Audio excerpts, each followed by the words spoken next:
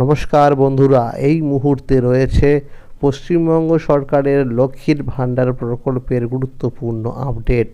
লক্ষ্মীর ভাণ্ডার প্রকল্পের মার্চ মাসের টাকা এখনও যারা পাননি তারা কবে থেকে পাবেন এবং আজকেও যে টাকা দেওয়া হয়েছে তারও কিন্তু এসএমএসের প্রমাণ দেখানো হয়েছে। এবার কিন্তু অনেক মহিলারা পাচ্ছে 2 মাসের টাকা। তো কারা কারা এই টাকা পাচ্ছে সেই বিষয়ে কিন্তু সঠিক আপডেট জানানো হয়েছে।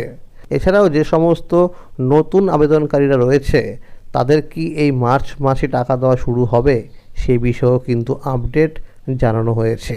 তাহলে বন্ধুরা, ভিডিওটি সম্পূর্ণ দেখার জন্য অনুরোধ রইল। তাহলে এবার দেখে নেওয়া যাক কী বলা হয়েছে আজকের এই রিপোর্টে। মার্চ মাসে 1500 ও 1700 টাকার বদলে 3000 ও 3400 টাকা। বর্তমানে লক্ষ্মীর ভাণ্ডার প্রকল্পে তপশিলি জাতি ও উপজাতি সম্প্রদায়ের মহিলারা 1700 টাকা করে পাচ্ছেন। অন্যদিকে সাধারণ শ্রেণীর মহিলারা 1500 টাকা করে পাচ্ছেন। সাধারণত প্রতি মাসের শুরুতেই এই প্রকল্পগুলো টাকা উপভোক্তাদের অ্যাকাউন্টে পাঠানো হয় এবং বেশিরভাগ ক্ষেত্রেই প্রথম সপ্তাহের মধ্যে টাকা পৌঁছে যায়। অবশেষে মার্চ মাসে লক্ষ্মীর ভাণ্ডারে টাকা দেওয়া শুরু হয়েছে। গতকাল অর্থাৎ 9 মার্চ অনেক উপভোক্তার অ্যাকাউন্টে টাকা ক্রেডিট হয়েছে বলে সূত্রের খবর। আজকেও অনেকের অ্যাকাউন্টে টাকা ঢুকেছে বলে জানা গেছে। আজকে অর্থাৎ 10ই মার্চ অনেক উপভোক্তাদের অ্যাকাউন্টে টাকা ক্রেডিট হয়েছে বলে জানা গেছে। জানা যাচ্ছে হোলি উৎসব থাকার কারণে এই মাসে কিছুটা দেরি হয়েছে। মার্চ মাসের 2 তারিখ থেকে অনেকের পেমেন্ট স্ট্যাটাসে পেমেন্ট আন্ডার প্রসেস লেখা চলে এসেছিল।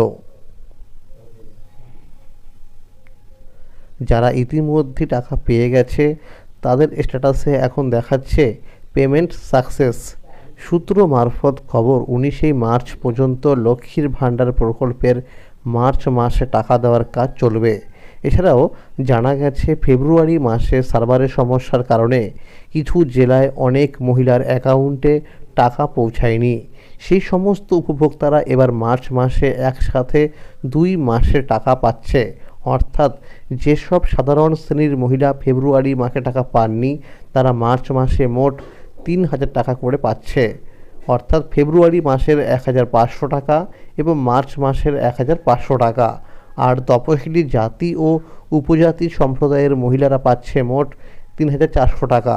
ফেব্রুয়ারি মাসের 1700 টাকা এবং মার্চ মাসের 1700 টাকা। নতুন আবেদনকারীদের ক্ষেত্রেও একটি গুরুত্বপূর্ণ তথ্য সামনে এসেছে। যেসব আবেদনকারীর পেমেন্ট স্ট্যাটাসে এখন পেমেন্টস আন্ডার প্রসেস দেখা যাচ্ছে তাদেরও মার্চ মাসেই লক্ষ্মীর ভাণ্ডারে টাকা পাওয়ার সম্ভাবনা রয়েছে।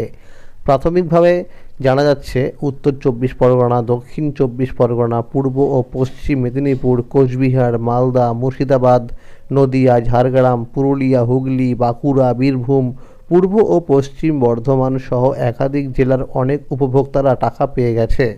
অন্যদিকে পশ্চিমবঙ্গ সরকারের বৃদ্ধ ভাতা, বিধবা ভাতা এবং প্রতিবন্ধী ভাতা টাকাও দেওয়া শুরু হয়েছে বলে জানা যাচ্ছে। যেসব উপভোক্তার ব্যাংক অ্যাকাউন্টে কেওয়াইসি আপডেট করা নেই তাদের টাকা পেতে সমস্যা হতে পারে। তাই যারা এখনও কেওয়াইসি আপডেট করেননি তারা দ্রুত ব্যাংকে গিয়ে সেই কাজটি সম্পন্ন করে নিন।